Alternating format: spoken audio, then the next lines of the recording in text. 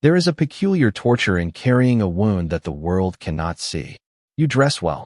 You bow correctly. You smile at the right moments in the right drawing rooms and say the right things at the right dinners. But somewhere below the starched cravat and the polished, buckled shoes, below the composed face that society has trained you to wear like armor, there lives a bruise that time has not healed, only hardened, and the harder it grows, the heavier it becomes, until the weight of it is the whole architecture of your life. This is not a metaphor. This is the story of a man named Edmund Beauclair, and it happened, piece by documented piece, in the decade between 1747 and the close of the 7 Years' War in 1763, in London and Paris and on the edges of the Atlantic world. It's a story of betrayal so precise it could have been surgical, of a grief that fermented in silence into something that resembled strength, but was actually a cage of revenge that tasted of victory for exactly 3 days before it turned to ash, and the only act that ever truly set a man free. The merchant world of mid-18th century London was one of the most ruthlessly competitive environments in human history. The South Sea bubble had collapsed in 1720, wiping out thousands. And by the 1740s, trading houses operated on a knife edge of trust, credit, and reputation. A man's word, especially among the merchant elite, was literally worth money. To destroy a man's reputation was to destroy his livelihood, his family's future, and often his psychological health. Entirely.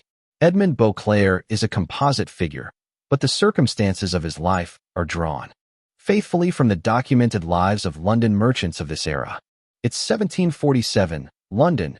Edmund Beauclair was 34 years old, and by every reasonable measure, he stood on the edge of everything he had ever wanted.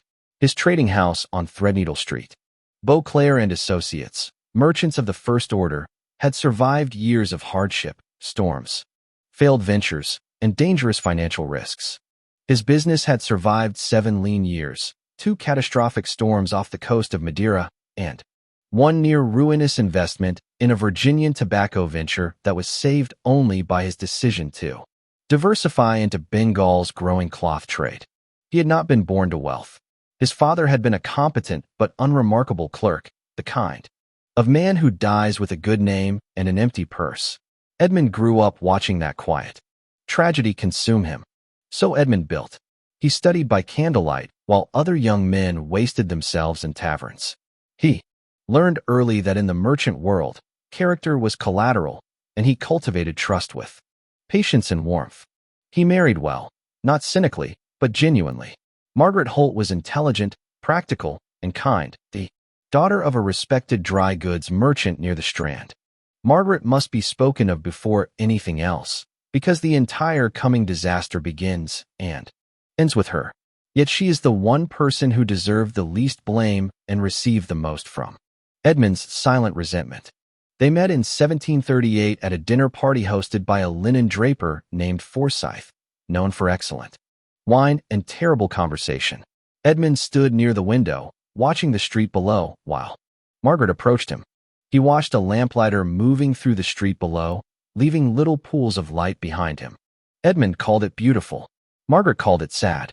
They argued pleasantly for an hour before, realizing they were speaking about themselves. They married in 1740. Not a fairy tale, but something stronger, friendship. Edmund trusted Margaret. With his fears in a way he trusted no one else. He had built something real, not inherited glitter, but tested weight, like a craftsman proud of his work, not boastful, but certain it would hold. By 1747, they had 7 years of marriage, a 5-year-old son named Thomas, and a house in Aldgate full of books, good furniture, and the beautiful disorder of real living. The trading house was thriving, and that spring, Edmund had acquired a partner.